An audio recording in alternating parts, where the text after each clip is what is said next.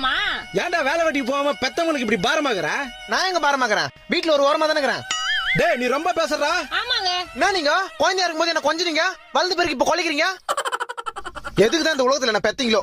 எதுக்கு பெத்தீங்க முதல்ல? என்ன எதுக்கு பெத்தீங்களா? பிறந்து 3 வயசுல பால்வாடிக்கு போக கஷ்டமா இருந்தது, உண்டு கொடுப்பாங்க. பால்வாடி முடிஞ்சதும் ஸ்கூலுக்கு போக கஷ்டமா இருந்தது, ஸ்கூல்ல நல்லா படிச்சாதான் காலேஜ் போக முடியும். அப்புறம் காலேஜ் போக கஷ்டமா இருந்தது, காலேஜ் முடிச்சா நல்ல வேலை கிடைக்கும். இப்ப வேலைக்கு போறதுக்கு கஷ்டமா இருக்குது. அதுக்கப்புறம் நான் சொல்லுவேன், வேலைக்கு போனாதான் கை நிறைய சம்பாதிக்க முடியும், அது கஷ்டப்படணும்.